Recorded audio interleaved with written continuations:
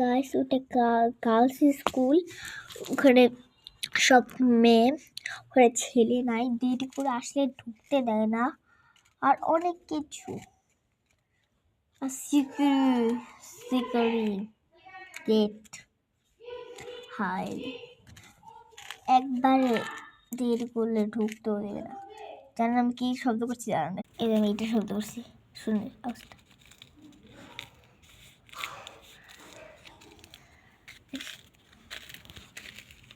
কিরকম এটা আমার অনেক ভালো লাগে।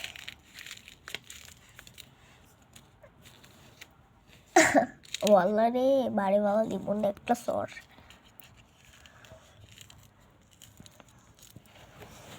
হ্যাঁ, আরো আছে, আরো আছে, দেখাচ্ছি।